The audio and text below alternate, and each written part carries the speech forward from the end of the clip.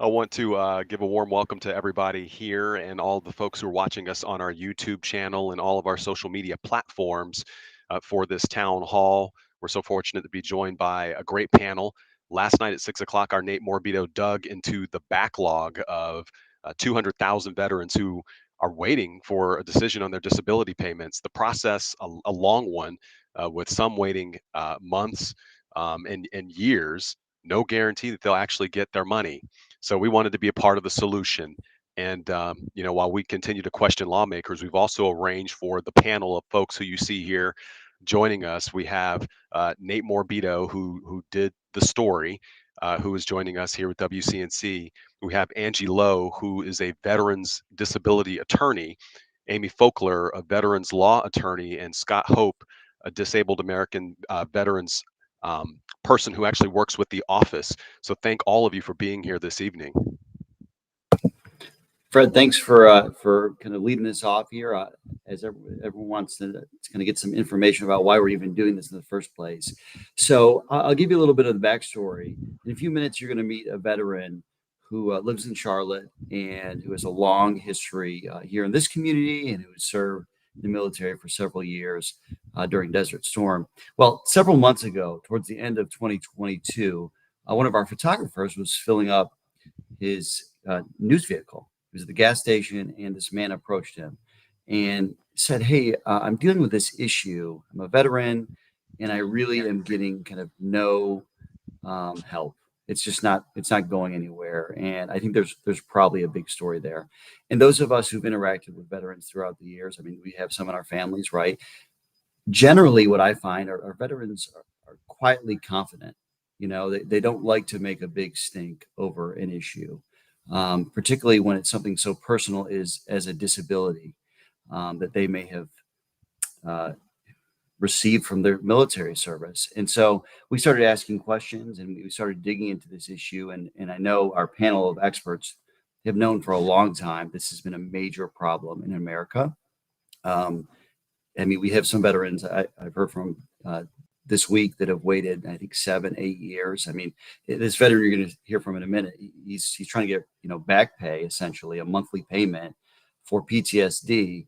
And let's be real, he served in the 90s, so you can imagine how long, how much worth of disability payments he is supposed to receive. And this is for him and his family, and for every veteran out there. This is meant to take care of them and their families for the rest of their lives. So that's just kind of the place setting for kind of what we're here to do tonight and the backstory. Fred, I know you want to kind of get things moving with the actual story so people can see kind of the scope of the problem, and then we can kind of maybe dive into the actual solutions, practical advice. Yeah, so let's go ahead and take a look at the story, Nate, that you did that aired in our 6 o'clock yesterday.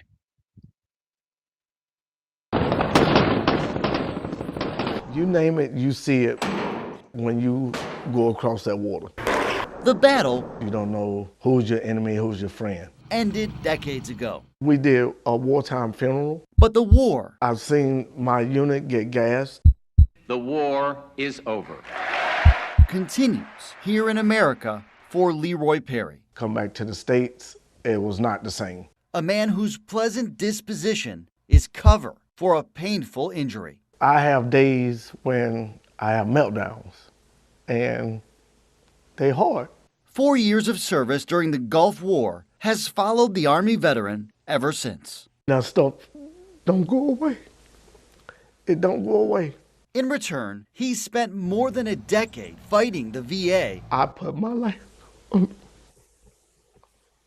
the line for you. for disability benefits, for everything from a knee injury to PTSD.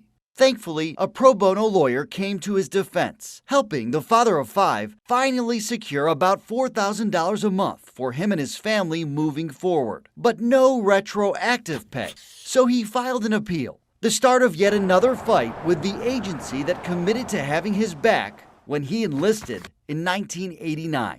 His case has barely budged. If I haven't moved nowhere in 2 years, would I be alive to see if it do go through? Almost 60,000 other appeals are in front of him. If you think that's bad, imagine how it feels for those at the back of the line. There are another 140,000 cases behind him. Typical military, hurry up and wait. Veterans who get sick or injured as a result of their service are eligible for monthly disability payments. But first, the VA has to approve their claim, decide how much they should receive, and when those payments go into effect. That alone, on average, takes 110 days. If a veteran disagrees with any part of that decision, they can file an appeal and ask a veterans law judge in Washington to review the case. When there's a financial hardship, terminal illness, or advanced age, veterans can jump the line and get priority status. But for everyone else, it's first come, first served. The VA reports wait times, on average, stand at 405 days for the quickest appeals lane. They're not accurate. But attorney Amy Folkler says in her experience, it's taking much longer than that. I can't predict when the VA is going to respond to their case. Folkler represents hundreds of veterans. Desperate to secure money they argue rightfully belongs to them, all victims of an overwhelmed federal system. I think it's a failure on the VA's part to recognize the veteran as a person. Folkler would know. She once worked at the Board of Veterans' Appeals. I think politically, Congress has not acted as quickly as they could. Faced with an even bigger backlog, Congress passed legislation in 2017 to speed up the broken process and give veterans more options. But it took a year and a half to fully implement that new law. In the years since, the VA has greatly reduced the number of older so-called legacy appeals, but more and more new ones keep coming in. You can see the blue numbers gradually increasing exponentially. As a result, the backlog started growing again in recent years. I think the VA could have reacted faster, hired more staff, had them prepared. There is more work to do. The Board of Veterans' Appeals conceded shortcomings during a 2021 congressional hearing, but also pleaded for help. I would like to be able to hold hearings within 6 months and get decisions out the door shortly thereafter. I don't have the resources to do that at this time. A VA spokesperson tells us the agency now has approval to increase staffing by more than a third, part of an effort to build capacity to meet expected demands. Once again acknowledging there is still much work to do. In response to WCNC Charlotte's questions, the Department of Veterans Affairs said we remain vigilant in filling vacancies, training personnel, and processing decisions as swiftly and diligently as possible. I think the VA is taking steps, but it's going to be a long time before we see any significant change. I don't think it's fair. Veterans like Leroy Perry can't help but ask, haven't they already waited long enough? That's the stuff veterans shouldn't have to go through. Their war, it seems, never ends. Nate Morabito, WCNC Charlotte.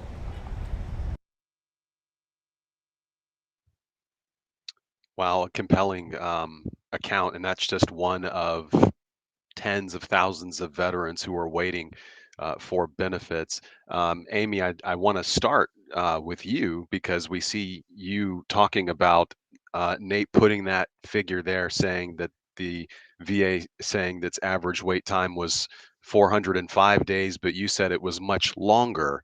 And clearly there have been at least some acknowledgement on the part of the VA. Why does it take so long?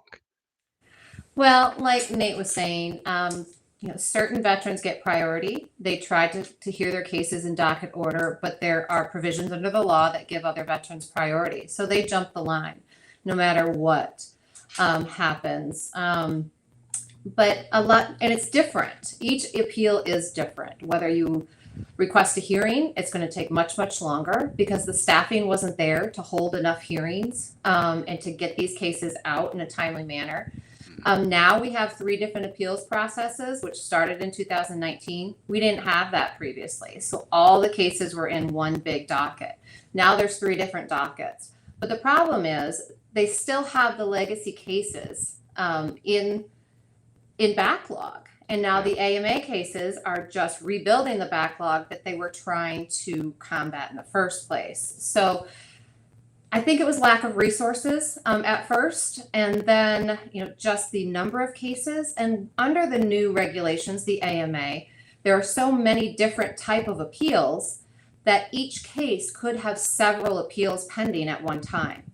So the appeals number has jumped because of those different options that the VA has now, or the veteran has now. And as we continue this discussion throughout the evening, I also want to make sure that we are aware that we can highlight some of the comments that we have coming in. For example, Raphael Courtwright says, I filed in 2016, 2018, denied, and still waiting appeal in 2018, combat MOS, but no combat experience for myself. So that's just one example. There's a question here from Tracy Michoud who says, can the VA hire temporary staff to clear the backlog? All veterans are affected. If any one of you want to jump into that one. Well, since I worked at the board, I think I have intimate knowledge of this issue and whether or not that could be possible. The biggest problem is most veterans do not have most attorneys do not have training in veterans law. They don't rarely teach it in law school. There's a few veterans clinics around the country, but when you, like I did, when I started at the VA, I had zero experience, and they have to go through extensive months of training before you can adequately even assess a veteran's case. And so just hiring temporary attorneys to look at these cases and make decisions is just going to create more backlog up to the court, because there's going to be very poor quality decisions made if they're not trained appropriately. I completely agree with Amy. I think one of the things that makes the timeline so long in VA law is that it's such a complex area of the law. And so, like Amy said, you have to have extensive training after law school, whether you're an attorney for the board or whether you're a rater or a lower level VA employee. You have to have extensive training before you can even pick up a case and make a difference. So unfortunately, hiring temporary staff probably wouldn't help. And even though they're trying to hire permanent staff, it still takes a very long time to get them up to speed for them to be able to make any type of difference. And I think, I wonder, like, it seems to me, just in my reporting on this topic, that the VA is kind of trying to make up for past mistakes a bit. You know, there's a lot new presumed conditions that keep on getting, passed, kind of trying to go back decades to potentially give military men and women the benefits that they really technically should have earned a long time ago. And I think to me, I get the impression that they're trying to set a new standard and a new expectation. But as Amy told me during our interview initially, it's like trying to change a flat tire while the car is going down the road. And you continue to have these new appeals going in. And I wonder, Scott, like, for a veteran who's in the service right now versus one who's been out for a while, like, are there things that they should do right this instant to make sure that this is a little bit more seamless when the transition occurs? Nate, thank you for that question. Thanks for having me today. I'm going to kind of start in the middle of the story and then go back and then go forward, okay? The middle of the story is, in order to get service connected for a condition, you have to have three things: an event, illness, or injury in service, a current diagnosis of a chronic condition, and a doctor to relate those two things, okay? So let's go back to veterans, or let's go back to service members right now that are in the service, okay? I served, I did 8 years in the Army, 7 years, 10 months, and 28 days in the Army. I don't want to get, accused of stolen valor. And I know the fact that veterans suck it up and drive on, okay? And there is a time to do that. I did 2 tours to Iraq. I've seen individuals do it many times. But that is not the entire time of your service. So you have to be seen while you're in service, okay? It's going to make it much, much easier once you get out to show those three things, okay? So once you get out and you're a veteran, then you file that claim. So we're going to get seen while we're in service, okay? We're going to file the claim for those conditions when we're out, and there's a lot of organizations and people that are willing to assist you while you're right there exiting service. We call them transition service officers. They can go through your medical records, they can talk with you and figure out what's wrong with you. And then when we're building that case, when we actually file that claim with the VA for the first time, we want it as complete as possible, okay? So that way, we're not filing the claim and the VA says, yeah, but we're missing this, okay? Then you're going to wait 3 months and somebody else is going to pick it up and look at it and say, oh, okay, well, now he sent us that or she sent us that, but we still need this. right? And so we call that development. And as they're developing a claim, it can take very, very long. And, as others have pointed out that, you have, let's say we have a claim for a simple condition like tinnitus, ringing in the ears.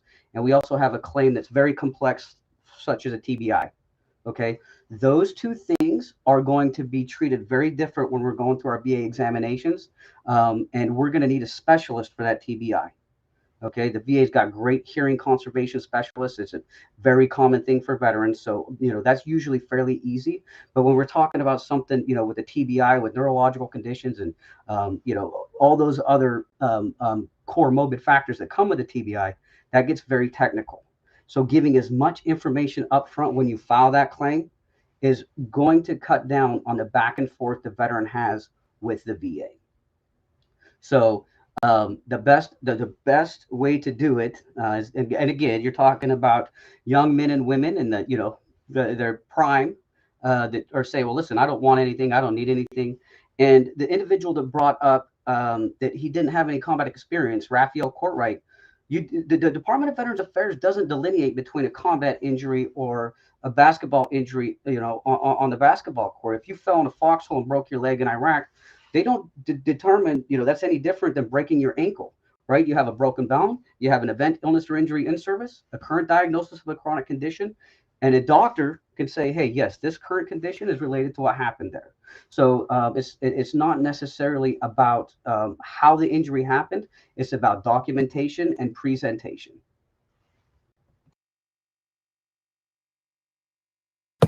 So I was going to kind of bring up, I interviewed Senator Tom Tillis yesterday. He's on the Senate Veterans Affairs Committee, and many may know of him for his opposition vote to the PACT Act, which helped with some of these presumed conditions.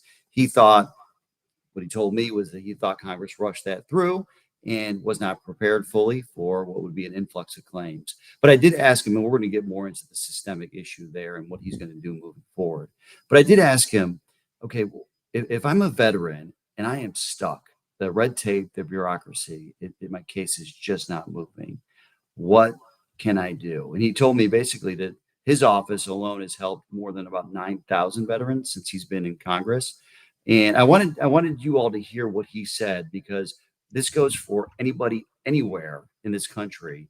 Your member of Congress is a resource for you.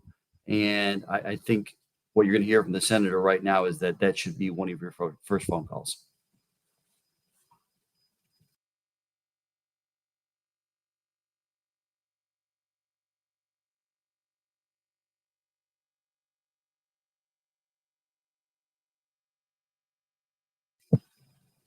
Looks like we're having a little bit of trouble maybe queuing up that tape. Yeah. Fred, you want to kind of take over for a second while I try to figure out what's going on there? Yeah. Okay. I think we're going to cue that tape for the senator's soundbite on what his office is. I really encourage any veteran to do. Some of them seek the advice of an attorney or a consultant. Please call our office first, and let's see if we can resolve the complaint. We've got a very good record in our office. We can do a lot of things without them going through the extra complexity and the cost of getting some third party to help them. Give us the first shot at solving your problem if you're a veteran. But we may reach a point to where we still think you have a valid claim, and you may need to get legal counsel to proceed through with it, like the cases that you've mentioned.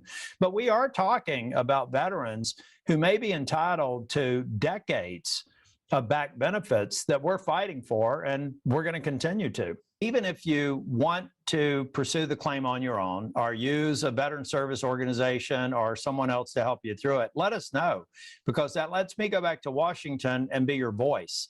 So call our office. We'll do everything we can to help you. When we run out of options, we can refer you to a VSO. We can refer you to others that may be able to help you through the process if we ran out of all the procedural options. But start with us. We've got a great track record, and I want to build on that. So you heard kind of the first phone call maybe should be to your member of Congress. Okay, but let's move on from that, because there are other resources out there. They're on our screen right now too.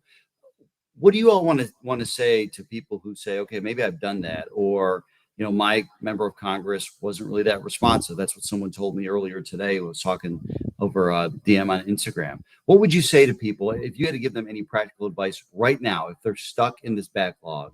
What would you recommend first? Scott, you want to go first?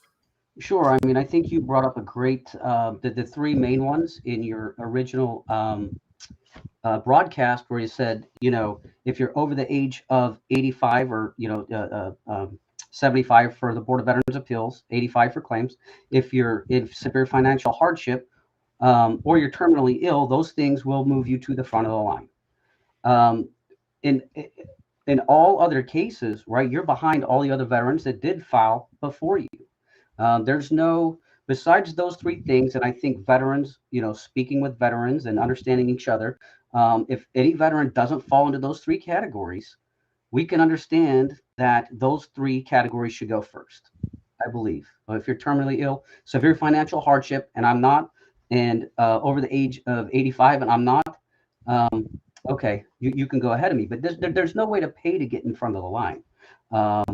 Like was previously discussed, the process is a staffing issue, and you can't just bring people in. We're not making hamburgers, okay? We can't train somebody in 3 days and make sure that things are right. And it was a very good point that it's better to get it right the first time. That's why we say, listen, do get as much up front as possible, okay?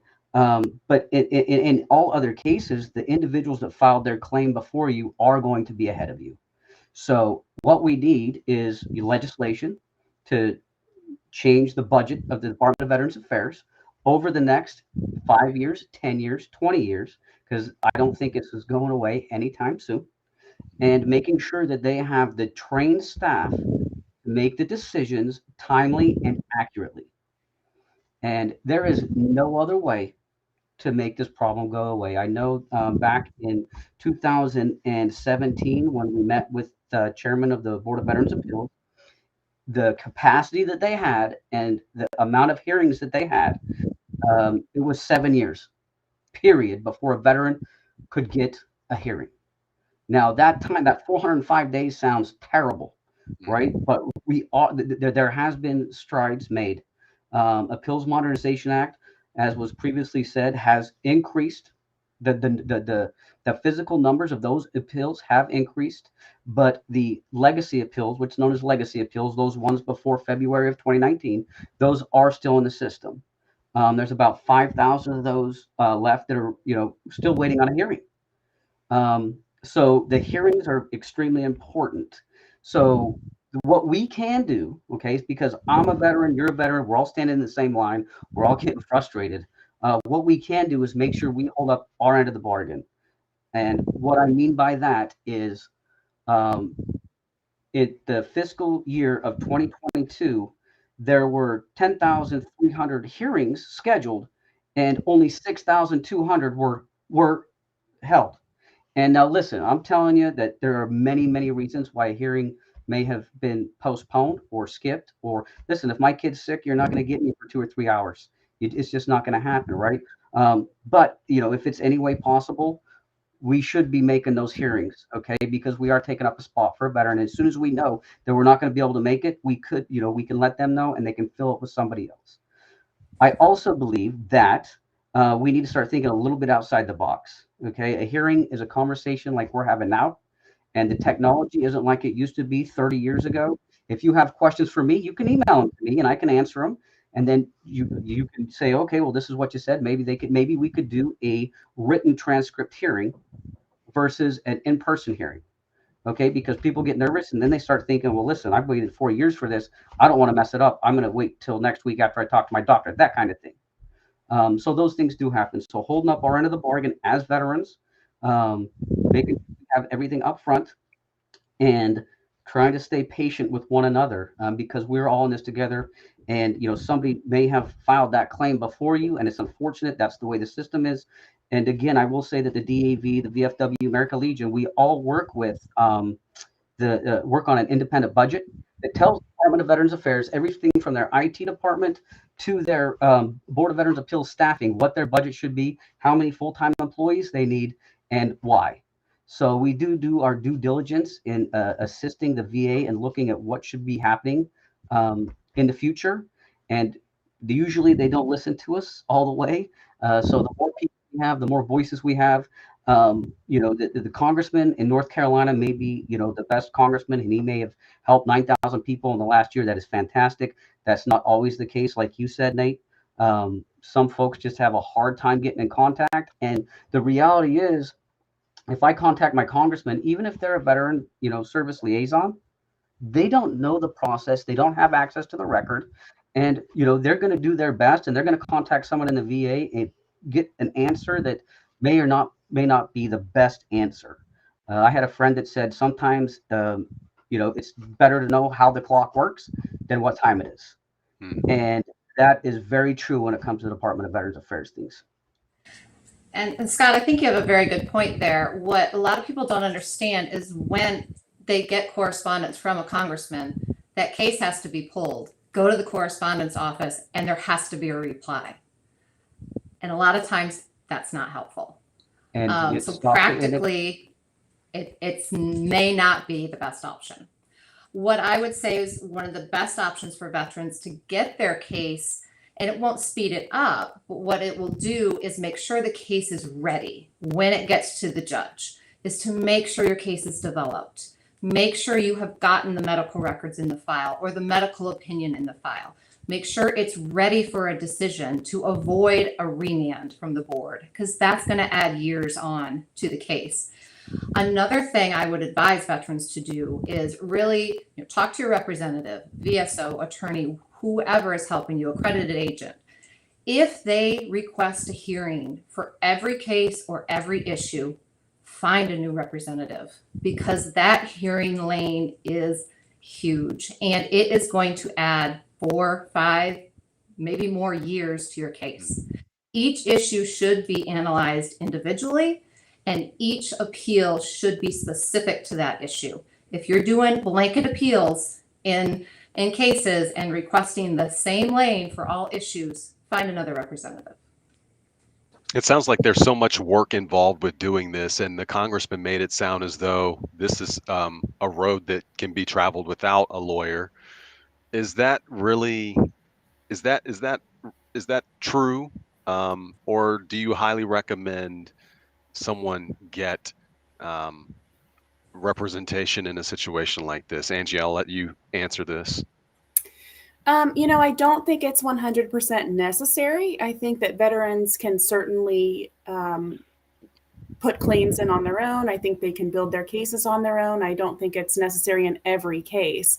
Like I said earlier, though, the veterans law is so complex, and the different routes that you can take and the different pieces of evidence that you can submit, and all of the letters and all of the information that the VA sends to veterans can very easily get so overwhelming, especially for veterans who may already have a mental health condition. In those cases, it probably would be very beneficial for them to have someone help them, a representative, an attorney, even just to get that off of their chest so that they don't have to read all of those pieces of evidence. They can have someone who can explain everything to them. But I think that my biggest piece of advice, going back to sort of the last question, would be not to give up. Because like I mentioned, the VA really inundates you, especially with this new Appeals Modernization Act. I mean, it's just very confusing. It's confusing to us attorneys who do it every single day. And so veterans or lay people who don't, it really can be overwhelming. And it can feel like the VA doesn't really care about you as an individual. And so it can feel like they don't believe you, or they're not listening to you, or no matter what you say or what you do, you've given them every single piece of evidence you have. And so when you feel like that, don't give up. When something doesn't feel right, maybe it's time to reach out to an attorney or a representative or try to get some help. I would agree with Angie on that one. And I would just like to add, you also don't know what you don't know. Okay, so there's certain benefits like statutory housebound benefits, where if I'm 100% for PTSD, and I also have a back condition of 40% and 2 knee conditions at 20%, I'm entitled to a statutory S housebound rate. Okay, I wouldn't know that, and it's missed a lot of times in the Department of Veterans Affairs rating decisions. It's what we would call a clear and unmistakable error. That is, it's a matter of law. So, and also I say, well, listen, I've been at 10% or 20% for my left knee condition for 20 years. And, I haven't filed a claim in 20 years since I got out, but now my, left knee condition, now my left knee's hurting. Well, we can file a secondary claim for that. Okay. So I went over the 3 items, event, illness, or injury in service, a current diagnosis of a chronic condition, and a doctor to relate those 2, but there's 7 ways of service connection as well. Secondary. Okay. So left knee to right knee, hospitalization, they cut off the wrong toe while you're there. Aggravation. If I went in with a bad, flat feet and it got even worse, that could be aggravated. Paired organs and extremities. Okay. If I have a lung condition that's service connected and my non-service connected lung gets messed up, they will connect that. Presumptive service connections was brought up earlier, and that is based on where you were at and when you were there and what you were exposed to. 1151 claims. If I'm going through vocational readiness and employment and something happens to me under certain conditions, those can be, the service connected. And then the direct service connection, right? That is when something actually happens. You broke your arm in service. You currently have a limitation of motion on it, and the doctor says yes. So there's 7 ways to get there, but you don't know what you don't know, right? So you just have to make sure that you're speaking with somebody, and that's why. Like I said, I started in the middle with the 3 ways, but I would go back to the in service and make sure you're getting it documented. And then as you're exiting service, get somebody to help you that knows what they're doing, and that can at least walk you through the process. I do want to clear up a bit of what I think is probably a misconception. And Mark kind of referenced this in his comments, saying the VA really doesn't care about the veteran. I've heard from several veterans who say, the U.S. just doesn't want to pay us. They don't want to give us the money. They want to let us die without getting our benefits. And Amy, you work there. I know that's not, people are working in good faith, right? Yeah, I was at the board from 2006 to 2012. And I can attest, these are good people that are trying to help. Of course, there's a few exceptions, but most people are trying to do their job well, and they want to help veterans, and that's why they work there. The problem is simply staffing, the number of cases, the focus on numbers, making your production every week, month, year. And so it becomes difficult for the employees as well to make the quality decisions that they want to make because of time restraints and resources. So, there was never a discussion about budget at the board. There's never a discussion about, well, if you grant this, you can't grant this because of financial considerations. That's never, ever discussed. And it's never a factor that's made when making a decision. It is purely based on the evidence that's in the file and whether or not those elements that Scott was talking about for service connection or increased rating or whatever the claim is, whether those elements are met under the regulation. I think this is a great question that's come in, and I hope I'm saying the name right. Sevi asked, my husband submitted a claim, passed away in 2020, and I'm the claimant. We are in the appeals process. The VSO said they're trying to see if he was in the area and exposed to Agent Orange in Vietnam War. What advice can you give me? So now we're trying to kind of prove what perimeter he was in, and if he was in the particular perimeter. What would you say to this person? Well, there's a few different types of evidence that you can show, right? So hopefully, if it's not on the DD-214 that says, Vietnam service this day or that day, maybe if any family members have letters that they wrote with a stamp on it, or indicating that, hey, here I am, over here in Vietnam, the snakes are bad, the spiders are huge. Any type of orders that came down. Any type of hometown hero clippings that were in newspapers that said, oh, here's Mr. Hodges or Whitley. I'm not sure what the last name. Here's Whitley or Hodges, profile, and this is what he did. We're going to welcome him home, or he's still there. That kind of thing. Any type of evidence that puts him on ground in Vietnam. Flight manifests. And we call it a buddy statement. It's usually, it gives weight to the case. It's not the best evidence, but anybody that knew him that spoke with him that can write a letter certified that says, yeah, I know Mr. I'm going to call him Mr. Hodges. I know Mr. Hodges, when he came back from Vietnam, it was, 1971 or 1968, and he would talk about it. And he said that he was an MP on the perimeter, anything like that. Other people's evidence that or other people's statement can be considered as evidence. Sometimes it can be difficult to prove on-ground service, especially when you're not, really a Army, Marine Corps veteran that was, there, or a Navy person that was brown water Navy, what they call it. If you flew in, was out, you spent the day there, you got to show boots on ground. That's the rule. So it can be difficult, but absolutely anything, everything. And I think it was said already in the chat here, don't give up, right? I mean, it's, if it's true and it's honest, don't give up, keep going and continue the appeal. Get as much evidence from people that, if he'd seen any doctors or anything like that, anything that shows a complaint about while he was there, and places him on ground will help. I agree, Scott. And I think this is a very good reason to have a good representative.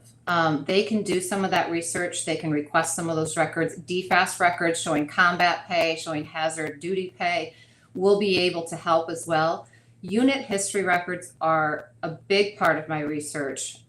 You don't have to prove where he was specifically, but if his unit was in the area, and unit history manifest, lessons learned, they're all on the government archives or archives.gov site. You can do your own research for his unit and just prove that his unit was in the location will be enough to have the VA acknowledge that he was in that location as well. So you don't have to be as specific as you may think you need to be. And records on the archive site are very, very helpful. And I will say, like was previously said, deny until you die is a popular one, Nate. They're just, they'll never going to get it on, it's a bureaucracy. It is. The people there are there to work. A lot of them are veterans themselves. I worked with many of them, still do. And they're like, listen, I got this guy, this is what he needs. Like, can you call him? And sometimes they feel like their hands are tied and they need a little bit of, oomph there. And a lot of them really do want to do the right thing, but they are a bureaucracy. They are on a time clock. And, you have your bad apples in any bunch. And it is very unfortunate.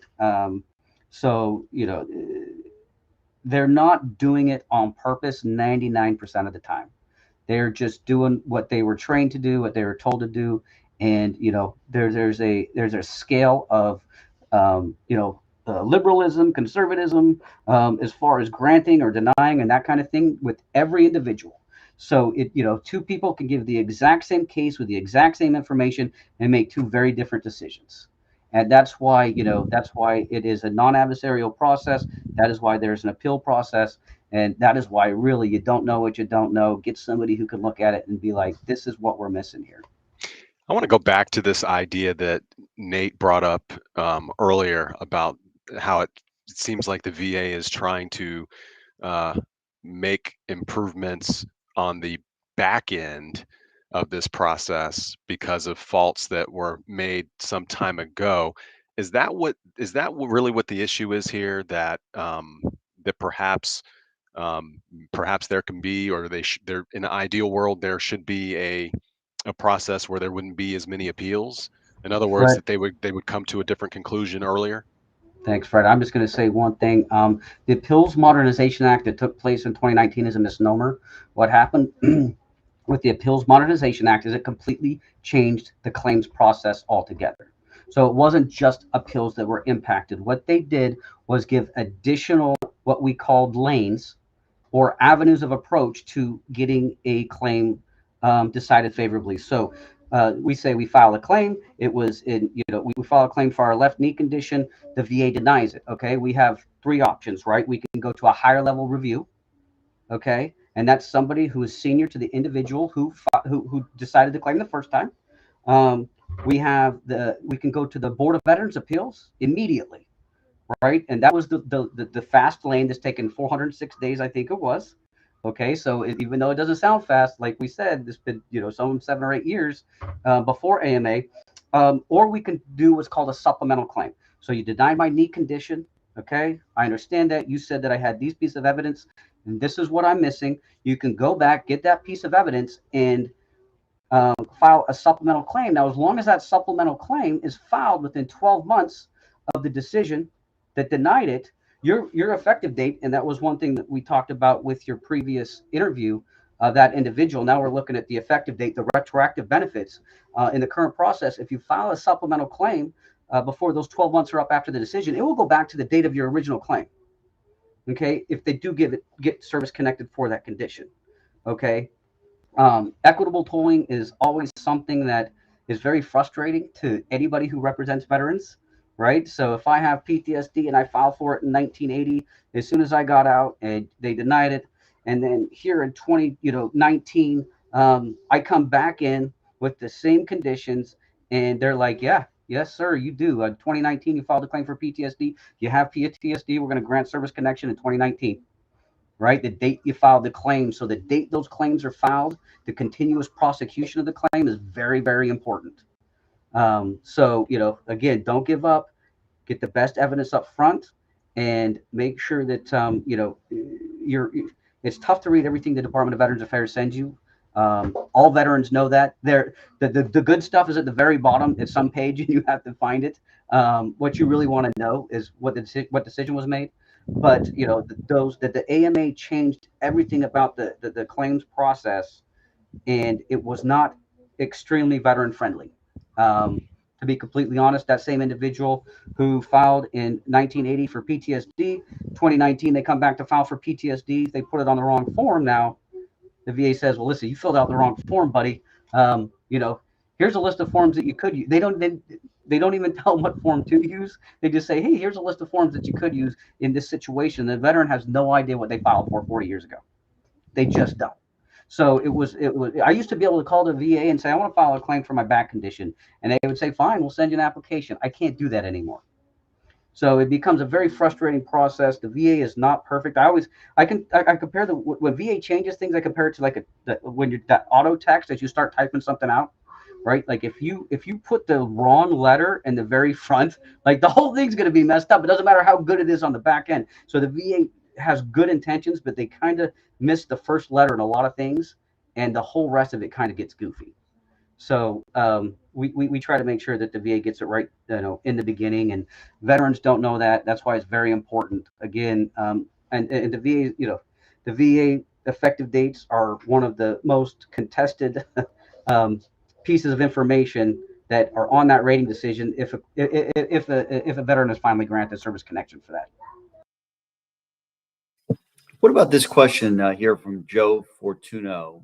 Are there other resources for veterans that can't get a medical opinion when all they have for medical is through a VA medical center? Some medical opinions through private providers come at a high cost. What might you recommend in that situation?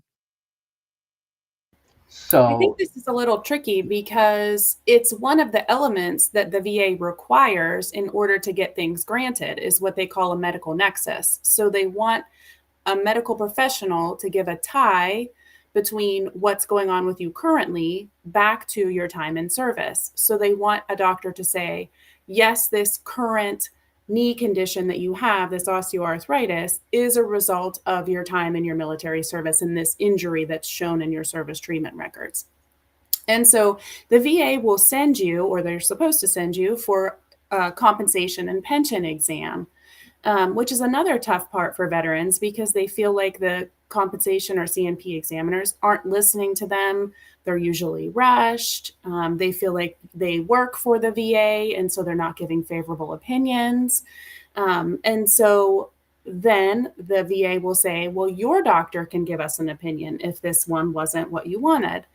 But most of the time, in my experience, VA doctors, which of course veterans are getting most of their treatment through the VA, won't complete those medical opinions. They say, well, we're told not to get involved in this. We're not allowed to write you opinions. We can't do that for you. Sorry. And so the veterans are like, well, now I'm stuck. This doctor they sent me to is saying this is not related because he didn't listen to me for more than 3 minutes. And my own doctor, who I see all the time, says they're not allowed to get involved. And so I think that's what Joe is referring to. And there are some doctors in the private sector who will do what's called independent medical exams or independent medical opinions. And I think at this point, a lot of the firms who represent veterans, and I'm not sure if the DAV has resources, but I know a lot of the firms have created relationships with some private medical examiners who they can send medical records to and get reports from. So that's always an option, but it's difficult. That's a difficult piece of the VA process. Amy, let me ask you this question that Joe also kind of follows up with. Will the PACT Act, which was passed and approved last year, cover issues already on appeal or pending a decision at the Board of Veterans Appeals? Yeah, I saw that question, so I'm glad you brought that up. The PACT Act is a little confusing for veterans. They're thinking, okay, I have this presumptive. I've had this case pending for 10 years. I'm going to get granted, and it's going to go back 10 years.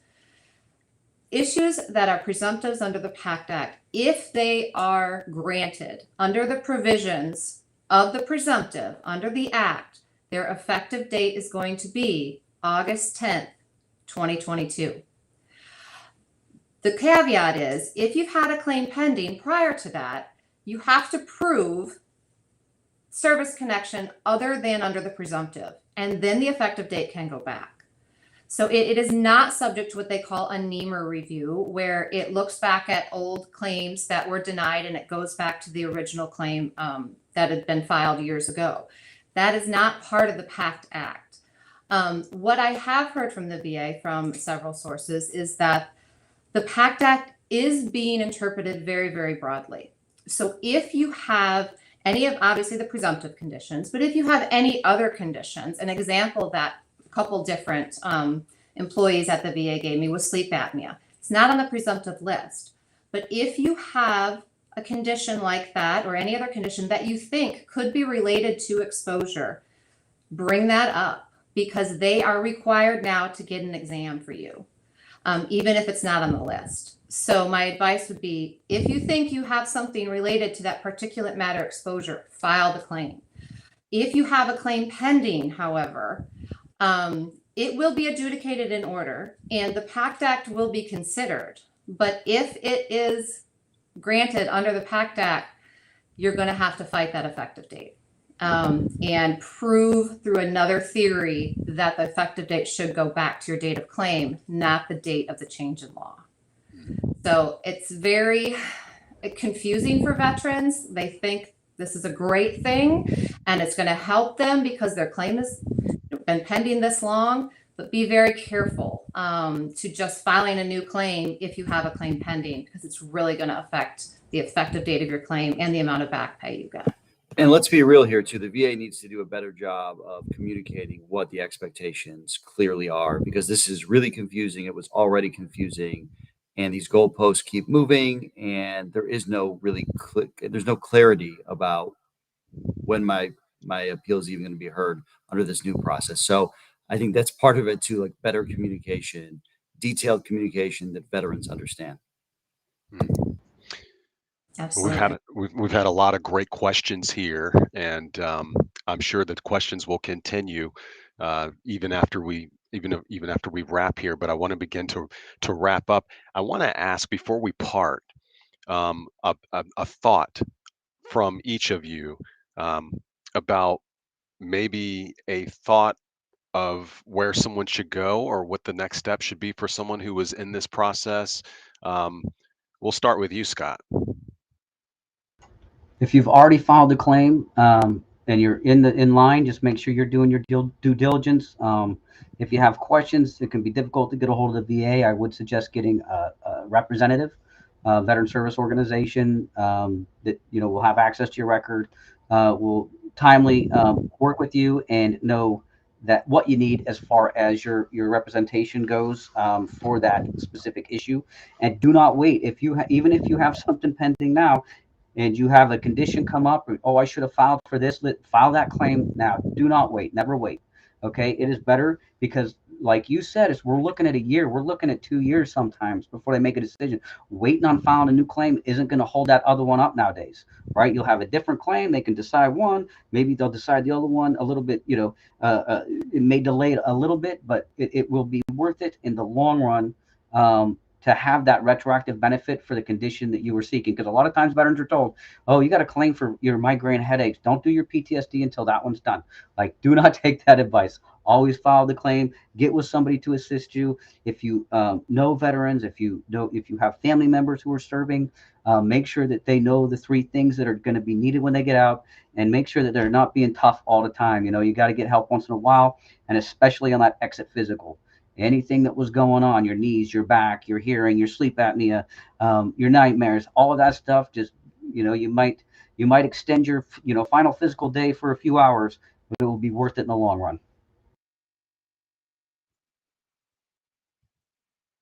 Thank you, Scott. Angie? I think that the last thing that I want to say is just sort of encouraging veterans to pursue their benefits, whether you're a combat veteran or whether you're not a combat veteran. This money is not a pie. You're not taking money out of someone else's wallet by filing your benefits. So, file for what you deserve. Don't give up. Try not to get discouraged. I know that's very easy to say and hard to do. There are lots of veterans law attorneys. There are lots of VSOs who are willing to help you. And again, if something doesn't seem right in your letter, if you don't understand what the letters are saying, if you don't understand what forms to file, reach out and ask for help from an attorney or a VSO. It's nothing to be ashamed of. It's something that you deserve. Absolutely. Amy? And I agree with all those comments. I think if you're trying to do this on your own, really look at the reason why your claim was denied. It's easy to get caught up in the emotion. It's easy to get caught up in what happened in service, and they're not recognizing that this happened. They probably are recognizing that it happened in service if it's in your service treatment records. They're probably denying it for another reason. So look exactly at which element you need to prove and work on that one.